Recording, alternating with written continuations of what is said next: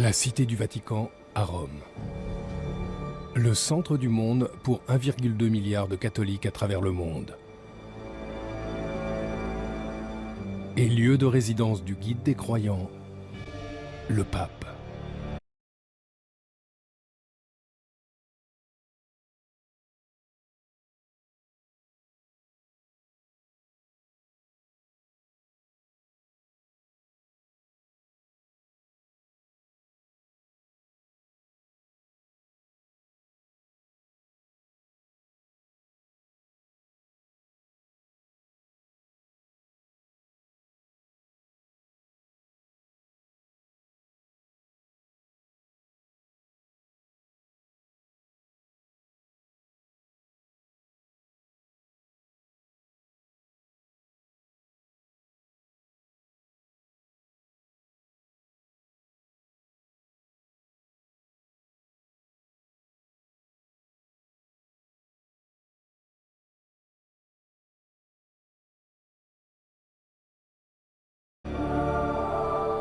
Dans cette cité renommée pour ses mystères et ses secrets, il est rare que les éminences accordent des entretiens.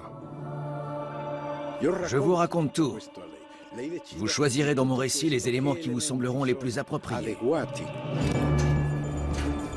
Mais pour la première fois, le Vatican accepte d'ouvrir ses portes à des caméras de télévision alors qu'il se prépare pour l'un des plus grands événements de son histoire.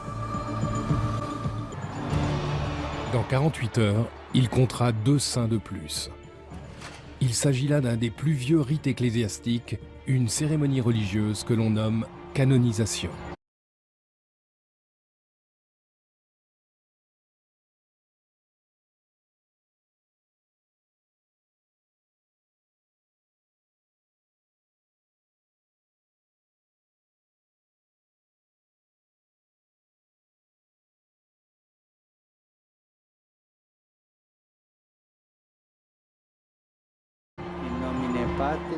Parmi les invités, des personnes considérées comme des miracles vivants dont l'histoire semble défier toute logique. Le miracle est un fait que la science ne peut expliquer. Le Saint-Père est sur le point de partir.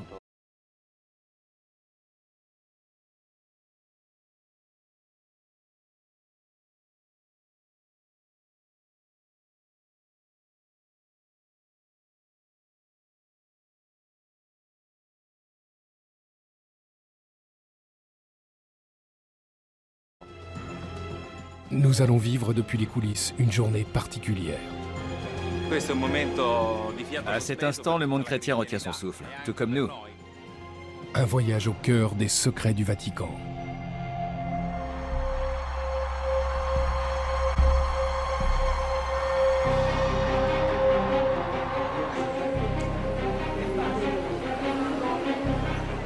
Aujourd'hui, en reconnaissant leur vie vertueuse et leurs miracles restés inexpliqués, l'Église catholique va faire des papes Jean XXIII et Jean-Paul II des saints.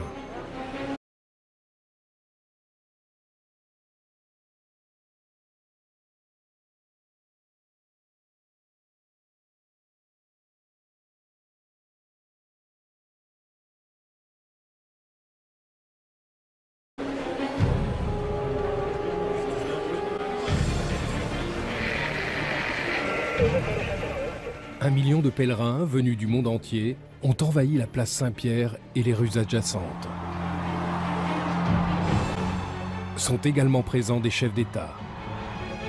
La vigilance est à son maximum. À travers le monde, plus d'1 milliard de téléspectateurs suivent le déroulement des festivités.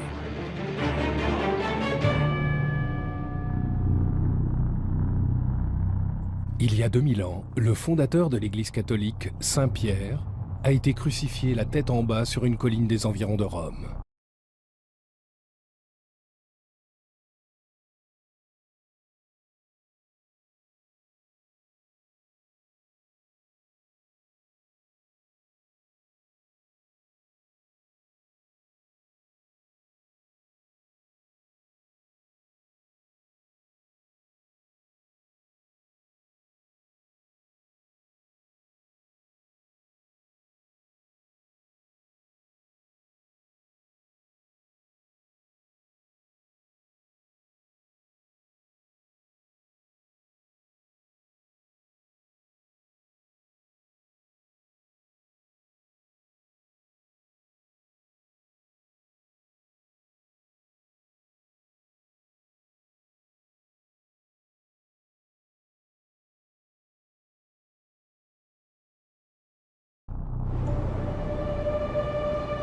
L'église, bâtie en son honneur, est devenue l'État de la Cité du Vatican, le plus petit pays au monde.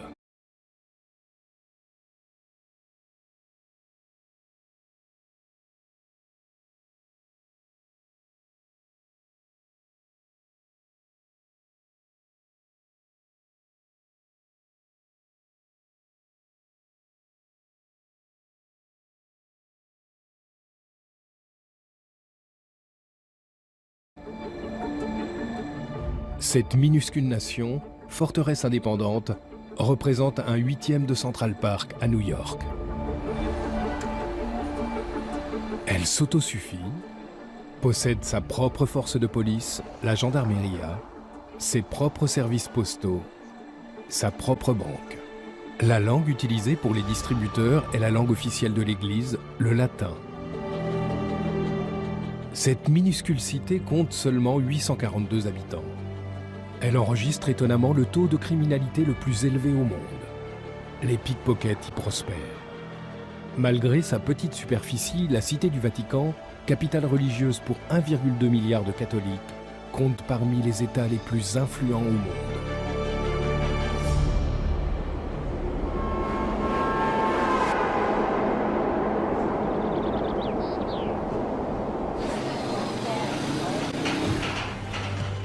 Dans 48 heures, se tiendra un événement qui mettra en valeur nombre de réformes qui ont influencé l'Église ces dernières décennies.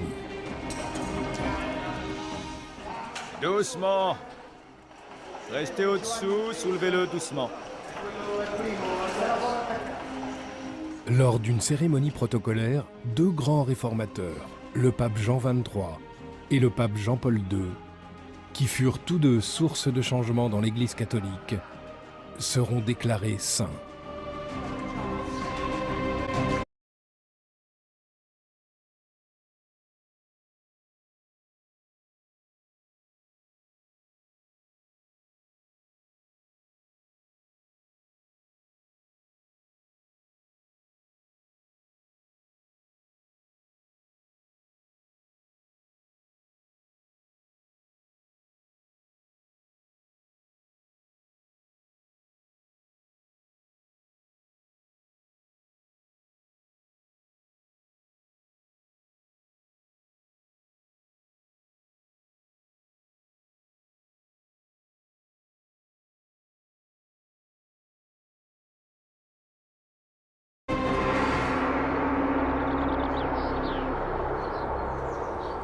Guido Gusso était le majordome et le chauffeur de Jean XXIII. Il m'a demandé, « Tout est prêt ?» Après le déjeuner, nous allons faire une course. Jean XXIII était un homme prêt à bousculer les règles. J'ai ouvert le portail, j'ai sorti la voiture. Le Saint-Père était assis à l'intérieur. Les gardes suisses se sont fâchés, la police italienne aussi, car le pape était sorti sans escorte, sans personne. Plus que de s'échapper, il avait envie d'être libre. Il voulait rencontrer les gens, parler avec eux, connaître les personnes. En 1962, le pape Jean XXIII comprend que l'Église catholique doit être plus moderne. Tout au long des 2000 ans d'histoire de la chrétienté, d'importants conseils œcuméniques se sont tenus à huis clos lors desquels les sages ont débattu des mystères, du sens et de la mission de l'Église. Avec le Concile Vatican II, convoqué par Jean XXIII, l'approche de l'Église envers ses fidèles a changé.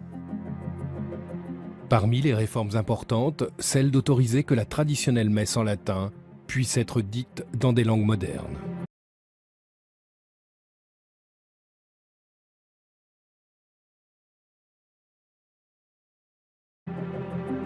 Jean XXIII a révolutionné le langage de l'Église. Il ne s'exprimait pas sur un ton solennel. Il utilisait un langage simple, presque familier.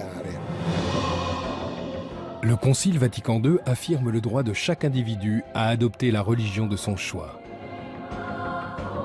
Mais ces actes de modernisation et de libéralisation ont causé au sein de l'Église de profonds désaccords entre les progressistes et les traditionalistes. On ne peut envisager l'Église actuelle sans le Concile Vatican II. Cela a été une véritable révolution pour l'Église. Jean XXIII a eu le courage de repenser la mission de l'Église actuelle dans notre monde.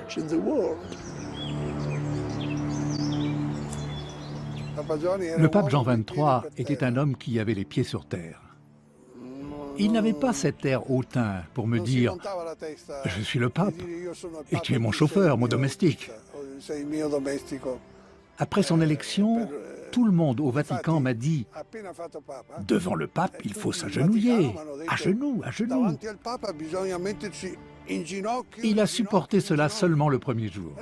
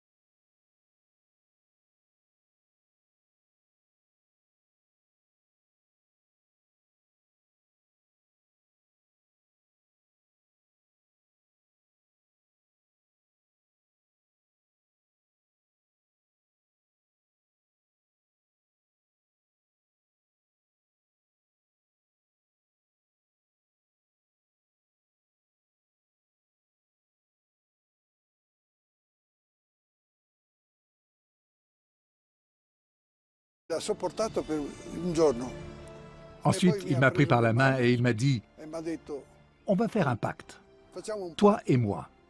Je veux que tu te mettes à genoux. » Il a ouvert la porte de la petite chapelle, à genoux devant le Saint-Sacrement. Mais à moi, il te suffit de me baiser la main quand tu me croises le matin. Le soir, au moment de me dire bonne nuit, tu me fais à nouveau un baise-main.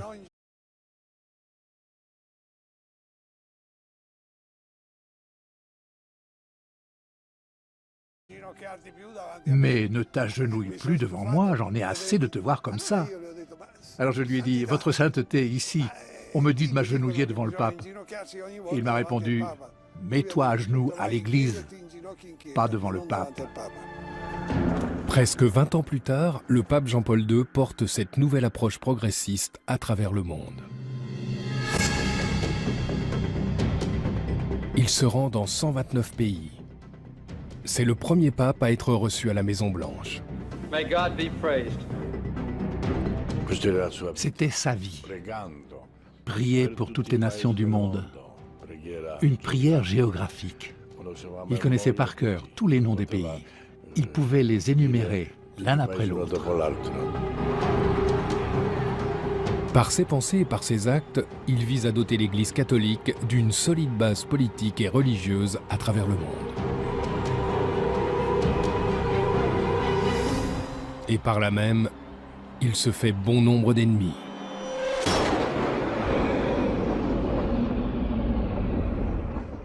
Sans Jean XXIII, sans Jean-Paul II, on ne peut pas comprendre le pape François.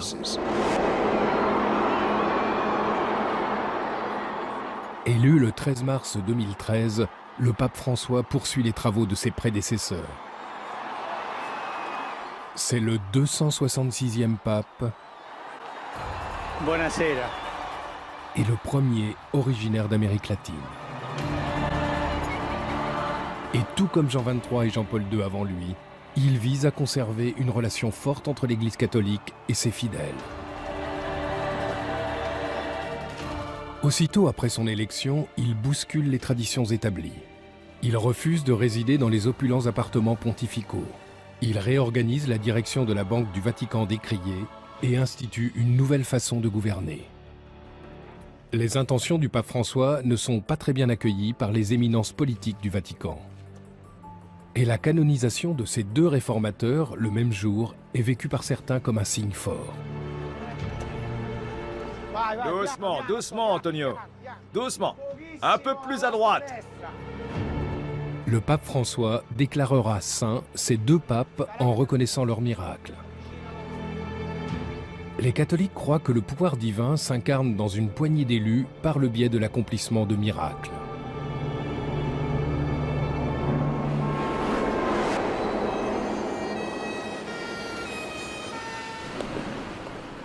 La canonisation est l'aboutissement d'une enquête de 7 années menée par une personne qui n'aime guère les caméras.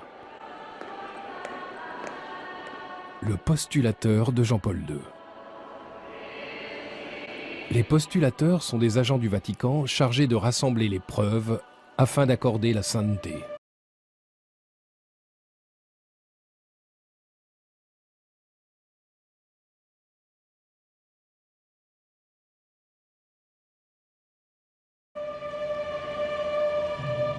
Je vais vous conduire au bureau de la postulation. Son nom est Monseigneur Slavomir Oder.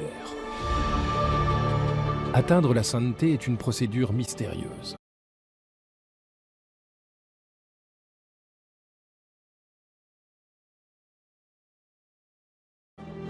En premier lieu, le candidat doit être nommé par l'évêque local.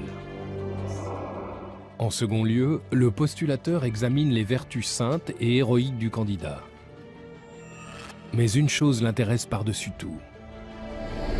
La mission du postulateur est de veiller à l'apparition de ce signe donné par la divine providence qu'on appelle un miracle. Monseigneur Oder a reçu des lettres du monde entier écrites par des gens qui prétendent que Jean-Paul II a répondu miraculeusement à leurs prières.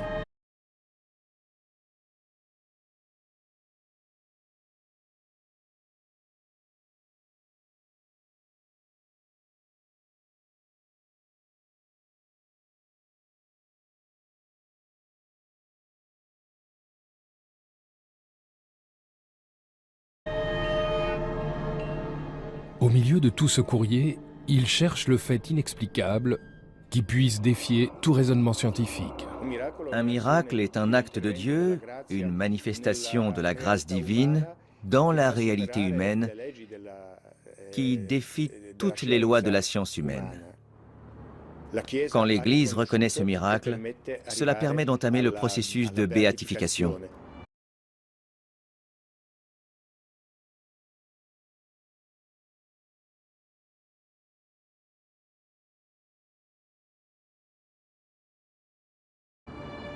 Parmi des milliers de cas, un se démarque. Quelques mois seulement avant le tournage de ces images, la Française sœur Marie-Simon-Pierre était incapable de marcher. Alitée, atteinte de la maladie de Parkinson, elle implore par la prière l'aide de Jean-Paul II. 2 mois après le décès du pape, elle se lève de son lit et se remet à marcher. Cette incroyable guérison déconcerte les médecins. L'Église attribue officiellement ce miracle à Jean-Paul II.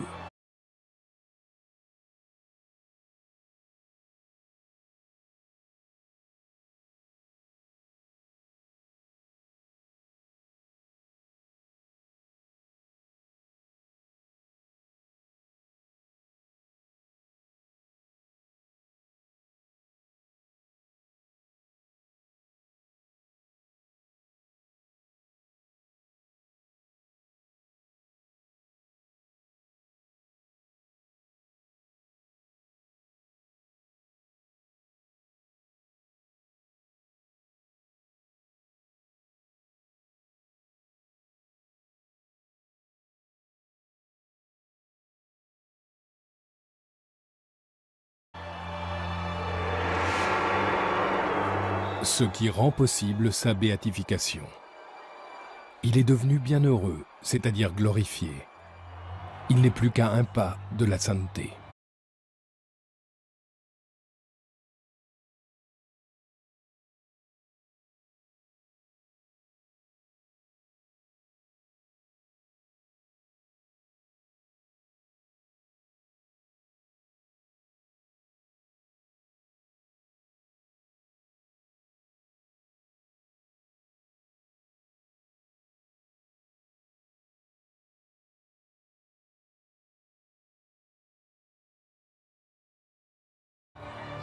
Un seul miracle est nécessaire pour accéder à la béatification.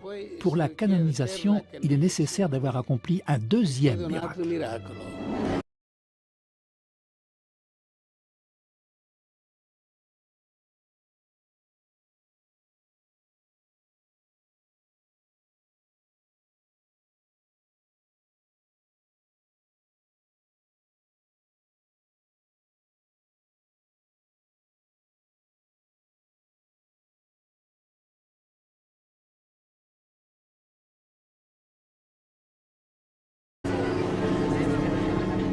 La veille de la canonisation, une invitée particulière, indispensable au rituel, arrive au Vatican. Voici Madame Floribet, la femme miraculée. L'Église catholique considère Floribet Mora-Diaz comme la preuve vivante d'un miracle de Jean-Paul II et la clé de la sainteté du pape. Un miracle est une source d'émerveillement. Il peut survenir des guérisons, des miracles spirituels ou des conversions que la science ne peut expliquer.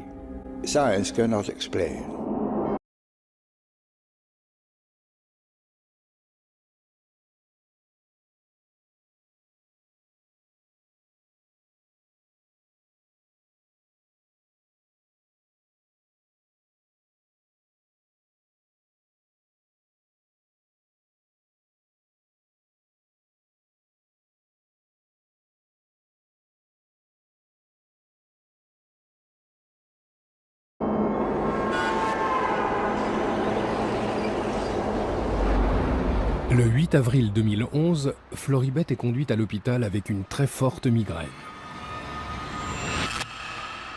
Un examen d'IRM indique la présence d'un anévrisme dans la partie droite du cerveau. Elle apprend qu'il ne lui reste plus qu'un mois à vivre. À cette époque, ma fille était au début de sa grossesse. Je me rappelle que Gabriella m'a dit « Maman, tu dois te battre pour guérir. Je veux que tu connaisses mon bébé. » Je ne pouvais pas voir mes enfants souffrir. Ils restaient dans ma chambre. Ils me touchaient, car je n'arrivais pas à comprendre si j'étais endormie ou si j'étais morte. Mourante, Floribet regarde la messe de béatification de Jean-Paul II à la télévision. Je m'adressais toujours à lui. Je lui disais « Mon bon Jean-Paul II, toi qui es si proche de Dieu, dis-lui que je ne veux pas mourir. Je veux vivre pour mes enfants. Ils sont ce qu'il y a de plus important pour moi. Mes enfants et ma famille, c'est ma priorité. »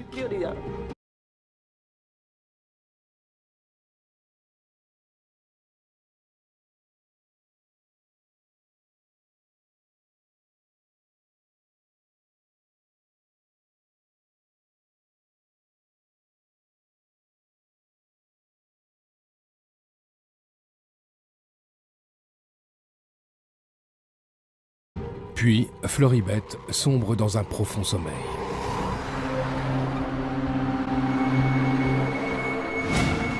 Ce jour-là, je me suis réveillée à 8 h du matin en me sentant différente.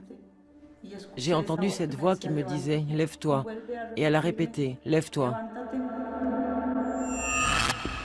Sa santé s'est améliorée. Un nouvel examen d'IRM révèle que l'anévrisme a disparu. Jamais on n'a vu un anévrisme guérir spontanément. Le Vatican invite Floribet à Rome pour se soumettre à une batterie de tests. Dans le cas de Floribet, il y a eu une disparition complète de l'anévrisme cérébral que la science ne peut expliquer. D'un point de vue scientifique, cela ne pouvait pas se produire. S'il y a bien eu un anévrisme, rien ne semble pouvoir expliquer cette guérison. Quand la science ne peut pas aller au-delà et nous dit « on ne sait pas ce qui s'est passé », l'Église répond « nous on sait, c'est un miracle ».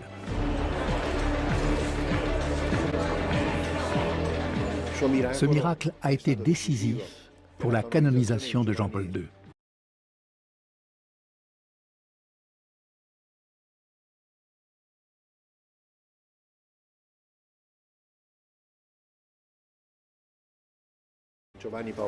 Car c'est ce qu'on appelle un miracle au premier degré, qui induit une transformation organique inexplicable. C'est la preuve qu'il fallait à l'Église catholique pour déclarer Jean-Paul II digne de sainteté.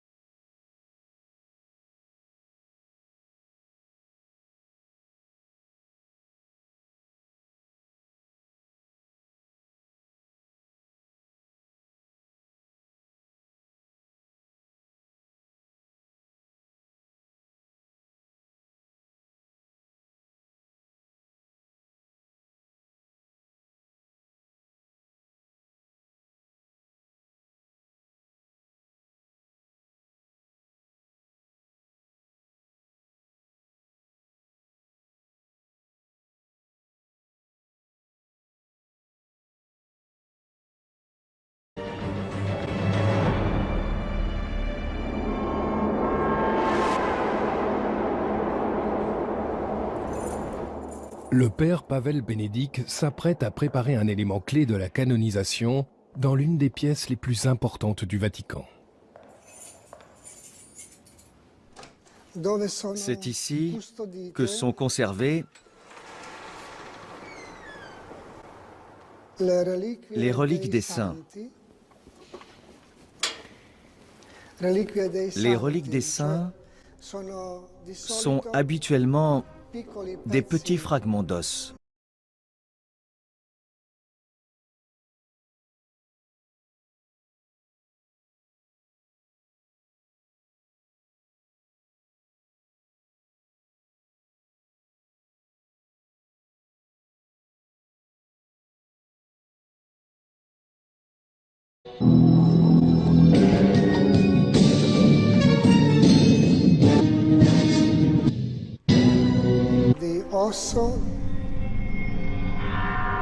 Il s'agit de fragments des corps de saints, des fragments de crâne, d'oreilles, de mains, de dents, qui ont été récoltés durant 2 millénaires. Voici un fragment d'os de Sainte Jeanne Jugan, une sœur qui a consacré sa vie aux pauvres et aux vieillards. Voici un fragment du corps de Saint Jean-Gabriel Père Boar, un missionnaire français exécuté par les Chinois en 1840. Il a été torturé, attaché à une croix, puis tué par strangulation.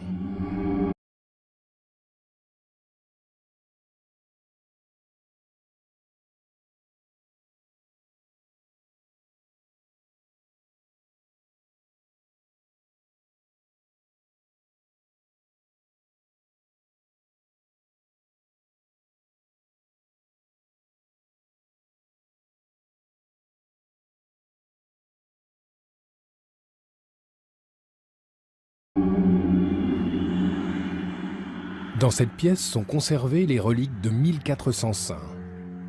Nombre de martyrs chrétiens morts dans d'horribles conditions à cause de leur foi.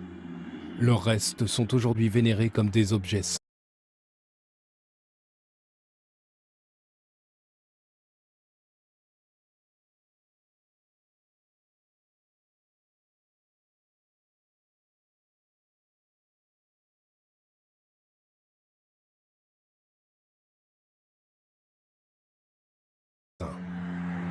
Les reliques des saints sont extrêmement importantes. Ce n'est pas une idée comme ça, c'est la réalité. Une relique donne une présence à ce qui n'est plus.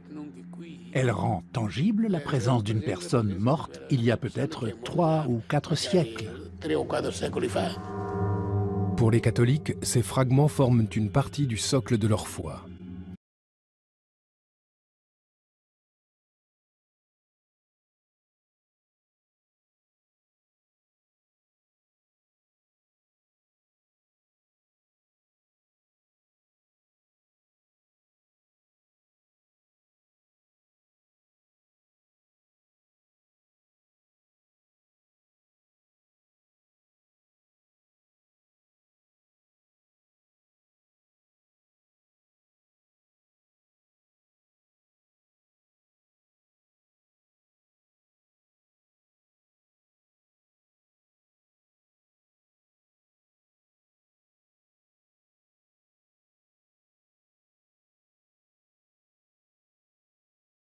Ces reliques sont les signes d'une histoire vivante.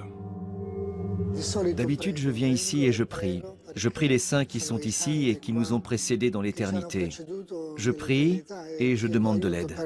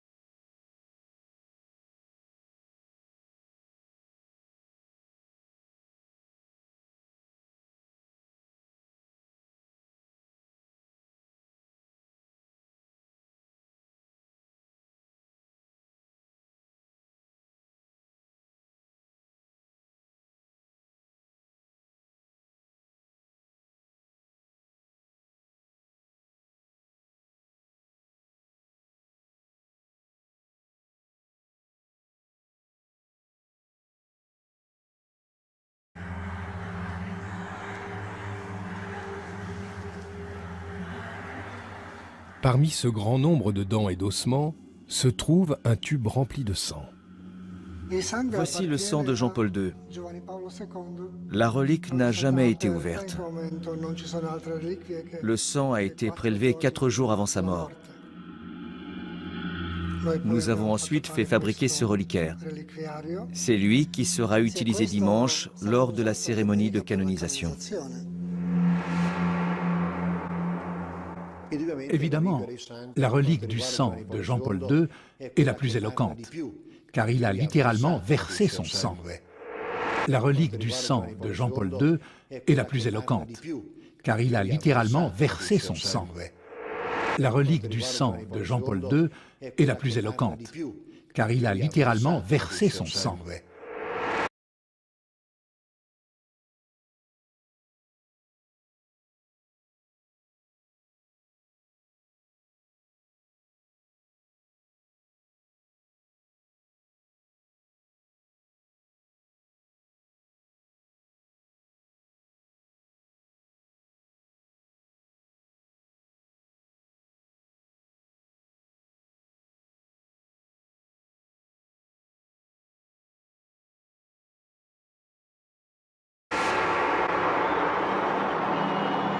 Le 13 mai 1981, le sang de Jean-Paul II coule à l'endroit même où il sera canonisé.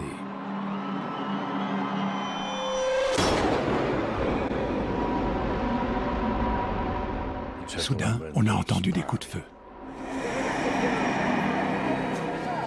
Un inconnu tire à 2 reprises sur le pape. Il tombe dans les bras de son secrétaire particulier. Il a perdu beaucoup de sang. On a immédiatement décidé de le conduire à l'hôpital.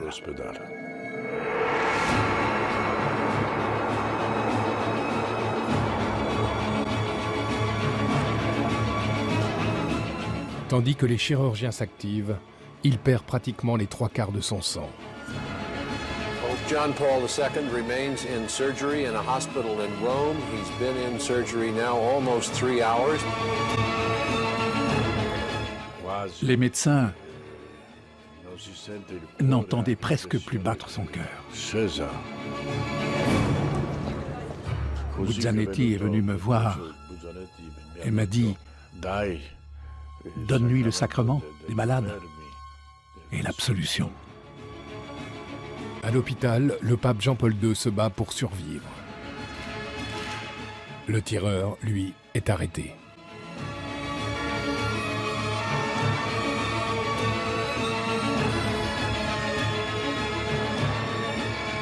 Tous les regards de la planète se tournent vers le Vatican.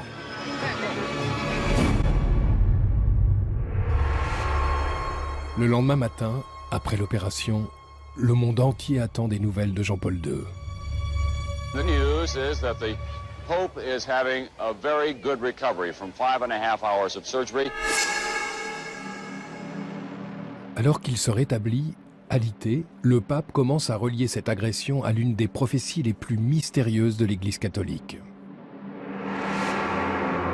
Selon la tradition catholique,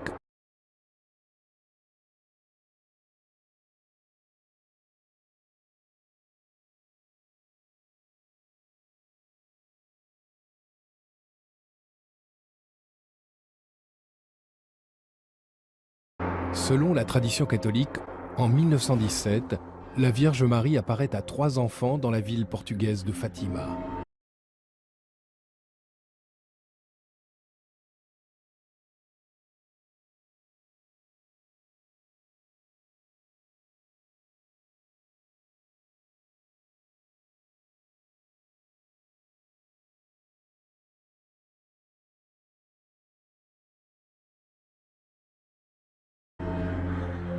Elle leur révèle 3 prophéties, 3 secrets, qui sont couchés sur le papier, mis dans des enveloppes scellées et envoyés au Vatican. Le premier des secrets est une vision de l'enfer. Le second enseigne la façon dont les pécheurs peuvent se racheter. Le troisième reste dans son enveloppe, à l'abri au cœur du Vatican.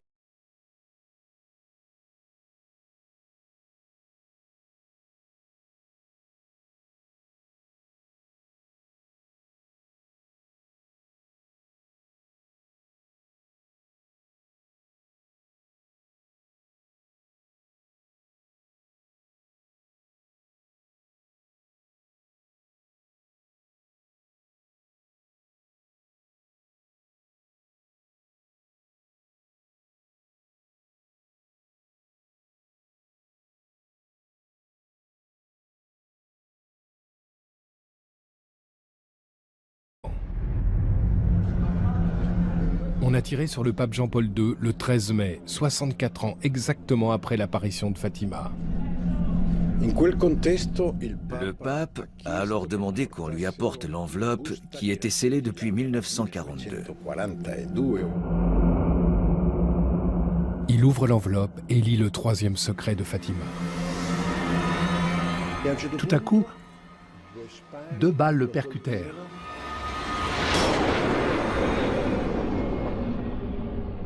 Et on eut l'impression que cet homme, vêtu de blanc, tombait et qu'il était mort. Il est évident que le pape a reconnu son histoire dans cette vision de Fatima. Le pape était intimement persuadé qu'il aurait dû mourir dans cet attentat et que la Vierge Marie lui avait sauvé la vie.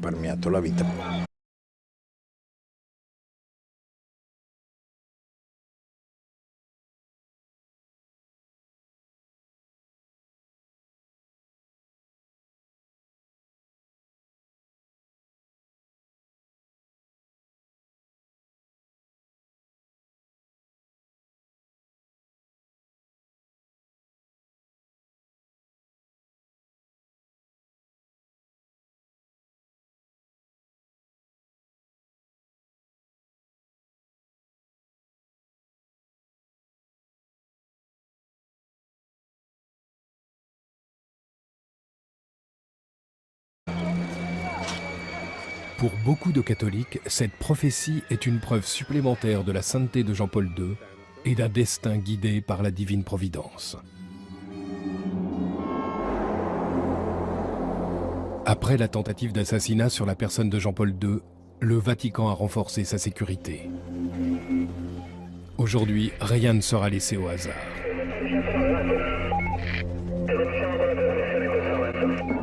Voici l'homme chargé d'assurer la sécurité du pape et de millions de visiteurs. Bonjour, monsieur. Bonjour. Giuseppe Mosquita est sous-préfet de police à Rome. Aujourd'hui, son département est en état d'alerte maximum. Parmi les 5 millions de visiteurs attendus, il pourrait y avoir une personne représentant une menace pour le pape.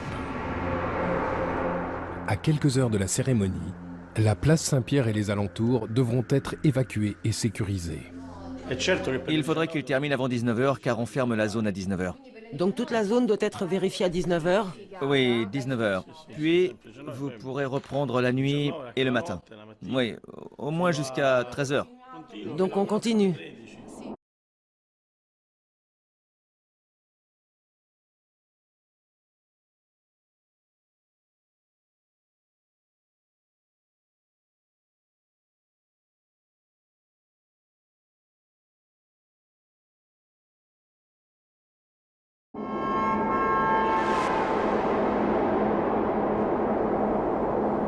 La police de Rome est en charge de la sécurité publique.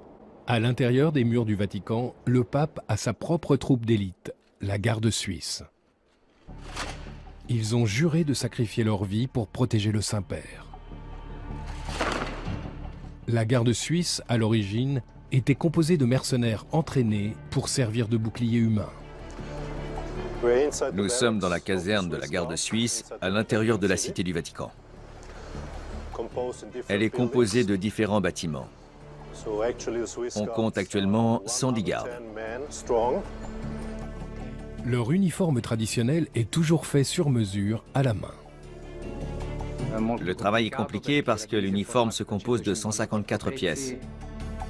Mais ces uniformes sont seulement des tenues d'apparat. La plupart du temps, ils assurent la protection rapprochée du pape en civil. L'armurerie de la garde suisse est remplie d'armes qui sont principalement utilisées lors des cérémonies. À l'instar des gardes du corps du pape, ils sont entraînés au combat rapproché. Nous sommes entraînés à la protection rapprochée, c'est-à-dire contenir et bloquer tout ennemi. En 1527, 147 gardes sont morts pour protéger le pape Clément VII d'envahisseurs qui avaient percé les défenses du Vatican. Aujourd'hui encore, toute menace est prise au sérieux. Nous devons éviter toute attaque contre le Saint-Père. Nous collaborons donc avec les forces du Vatican et la police italienne.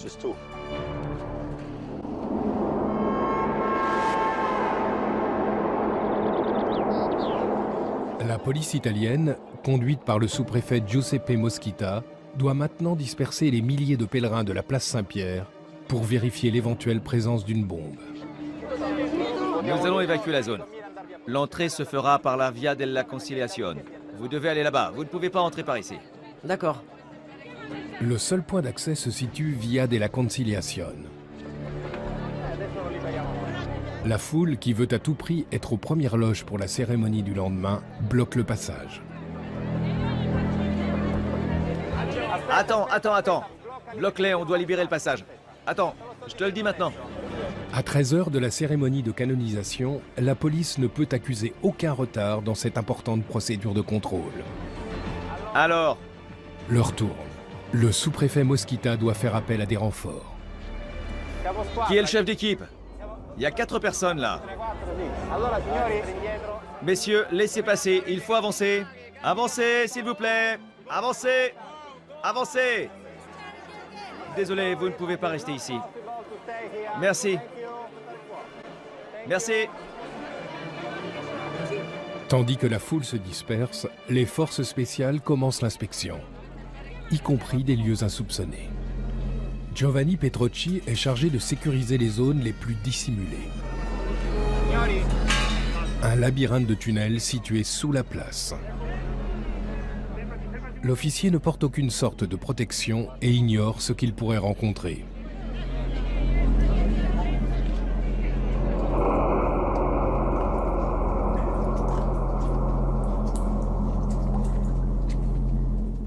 nombre de tunnels sous la place Saint-Pierre et sous la basilique date de l'époque romaine, soit plus de 2000 ans. Après la constitution de l'église, tout cela devient une nécropole souterraine où sont conservés les restes des premiers chrétiens et peut-être les ossements de Saint-Pierre lui-même. On vérifie qu'il n'y a rien de suspect. Rien qui puisse s'apparenter à un explosif.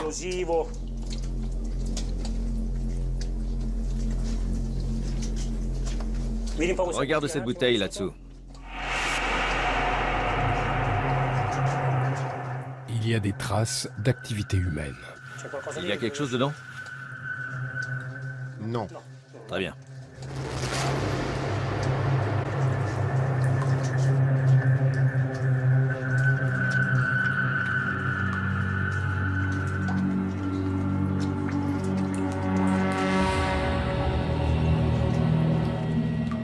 Finalement, les tunnels sont déclarés sécurisés.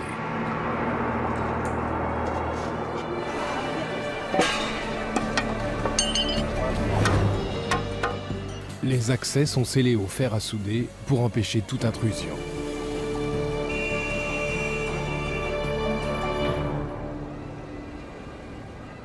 « 50 mètres plus haut sur le toit de la basilique Saint-Pierre. Nous y voilà. Andrea Benedetti, chef d'équipe des ouvriers de la basilique, vérifie une dernière fois qu'aucun intrus n'a pénétré dans ce tunnel de maintenance secret. À droite, nous avons le toit de la chapelle del Coro. Des caméras sont autorisées à filmer ici pour la première fois. C'est un privilège unique que d'avoir une telle vue de la basilique, loin du parcours habituel des touristes.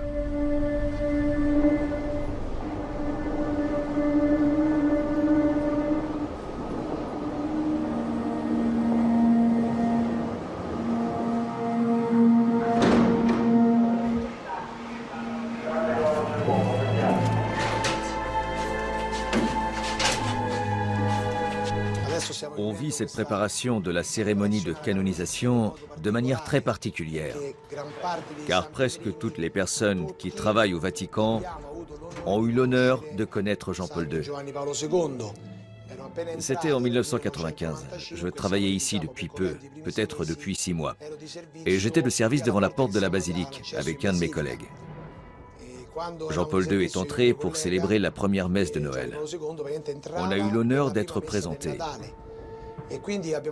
Il nous a salués et la première chose qu'il m'a dite quand je suis allé le saluer, il m'a dit « Merci ». Je vous laisse imaginer l'émotion que j'ai ressentie.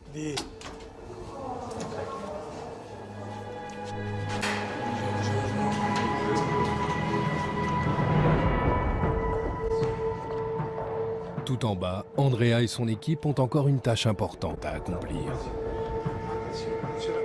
Ils doivent remplacer l'inscription sur la tombe de Jean-Paul II par Sanctus, le mot latin pour saint.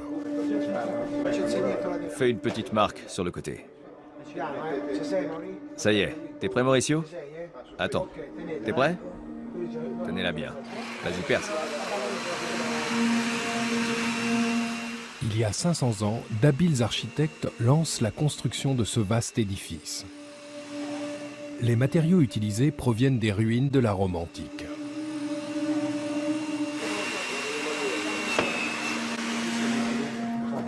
« 120 années seront nécessaires pour ériger la basilique.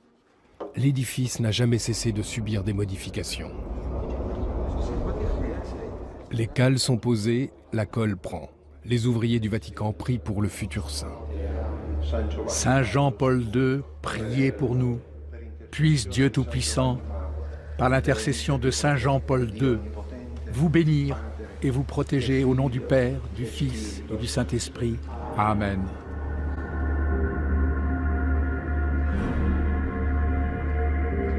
Rien n'a été laissé au hasard.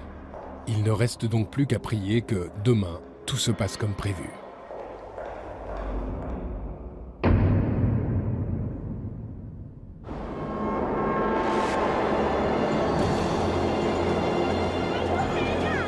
À 3 heures du matin, les portes de la place Saint-Pierre s'ouvrent. 1 million de pèlerins se bousculent afin d'être les mieux placés. Ils sont prêts pour 6 heures d'attente inconfortable.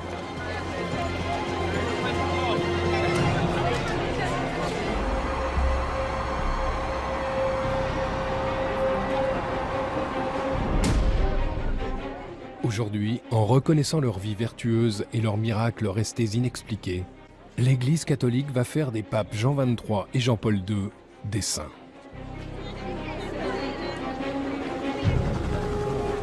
Des hélicoptères de la police se déploient pour surveiller cette immense foule. 1 million de pèlerins ont veillé toute la nuit. La place Saint-Pierre est noire de monde. Avec la présence de chefs d'État, la gendarmerie mène une importante mission de sécurité. Et les snipers de la police se mettent en position.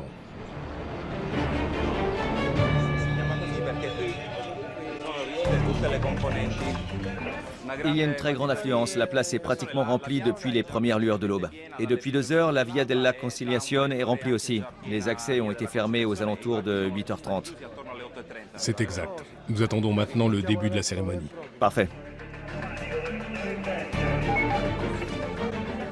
Parfait. Parfait, bien reçu. Là, ces gens sont en train de prendre un selfie. 1 million de visiteurs sont présents à Rome pour la cérémonie. Et plus d'1 milliard de personnes à travers le monde suivront le direct, relayé par satellite en haute définition et même en 3D. Pour le moment, tout se déroule comme prévu. J'espère que tout va bien se passer, que les caméras vont marcher, les satellites aussi. Seul le CTV, le centre de télévision du Vatican, retransmet l'événement. Il exerce un contrôle strict de l'image publique de l'Église diffusée à travers le monde.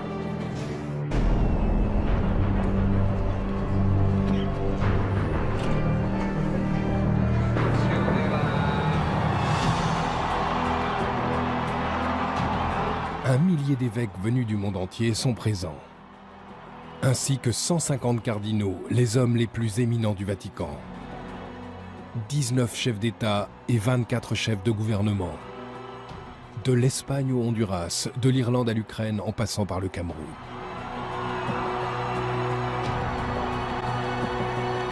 Une multitude de personnes qui en attendent une seule.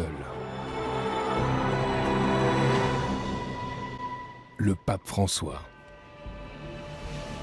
Depuis une salle de contrôle secrète au cœur du Vatican, la gendarmerie suit le parcours du pape. Bloquez la circulation. C'est le moment où le pape est le plus exposé. La voiture démarre. Le 112 à toutes les unités, le Saint-Père est sur le point de partir. Au 112, bien reçu. Durant 3 minutes, tout mouvement au cœur de la cité du Vatican est proscrit, le temps que le pape rejoigne la basilique Saint-Pierre pour la cérémonie.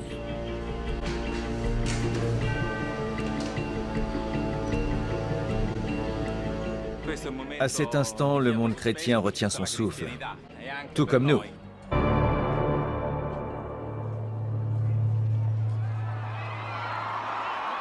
Avec l'arrivée du pape François, la longue attente prend fin.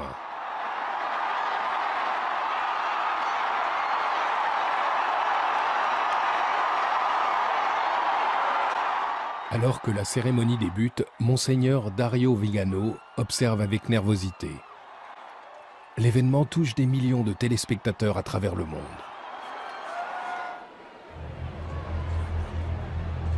Floribette Moradiaz, touchée par le miracle, s'approche. Elle a prié Jean-Paul II pour guérir l'anévrisme au cerveau qui, selon les médecins, allait la tuer.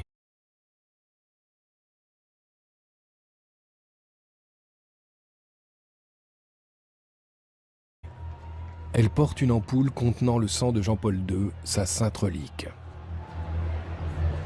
Elle présente l'ampoule au pape, qui la bénit d'un baiser. Pour les catholiques, cette relique est le symbole de la vie éternelle de Jean-Paul II.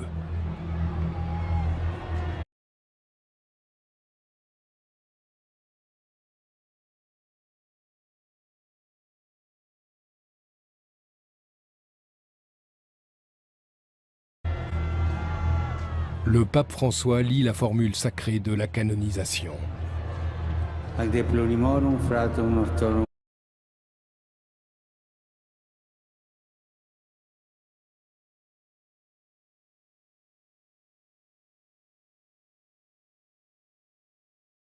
Consilio Beatos Ioannem Vicesimum Tertium et Ioannem Paulum Secundum Sanctos in nomine Patris et Filii et Spiritus Sancti. Par ces mots en latin, il proclame officiellement l'existence de 2 nouveaux saints.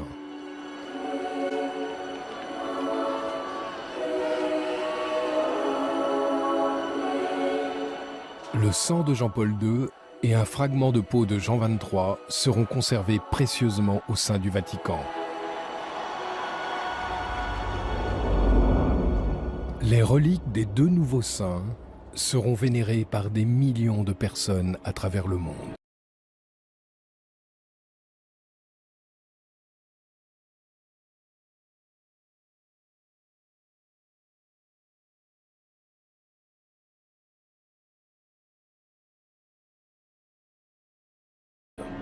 Thiên父，借着圣若望23世的转导，求你终止仇恨和暴力的恶性循环。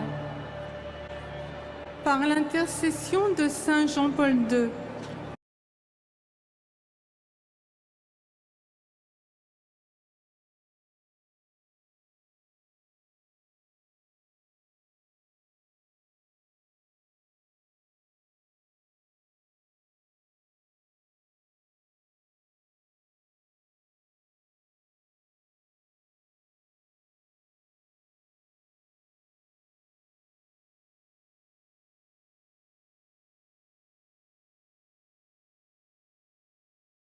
par l'intercession de Saint Jean-Paul II, suscite toujours la passion pour la dignité de l'homme.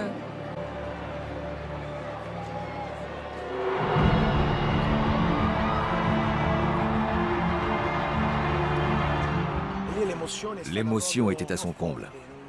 C'est difficile à décrire. C'est une émotion, un frisson qui vous parcourt tout le corps. Le voir là aujourd'hui est la plus belle chose qui soit. Cela donne des frissons car on pense que les saints ne vivent pas sur la terre, qu'ils sont différents ou du moins qu'ils ne mènent pas une vie normale. Mais lui, il a vécu une vie normale. Il était évêque de Rome, il était le pape, il était l'évêque de Cracovie, il était prêtre. Maintenant, il est officiellement un saint. Je pense que je pleurerai un peu. De joie, pas de tristesse. Car c'est une chose incroyable pour moi, cet homme avec lequel j'ai vécu tant d'années. Maintenant, je l'appellerai saint.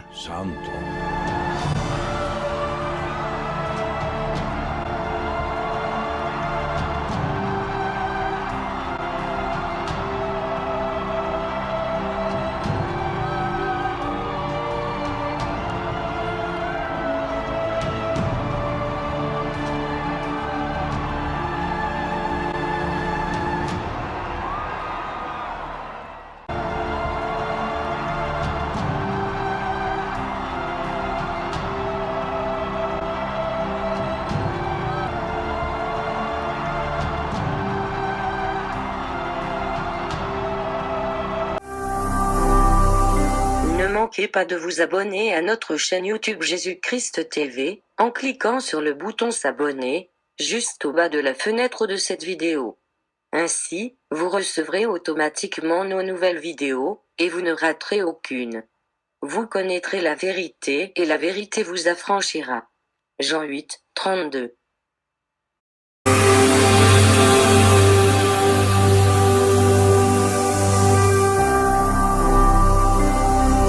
Jésus-Christ TV, vous connaîtrez la vérité et la vérité vous affranchira.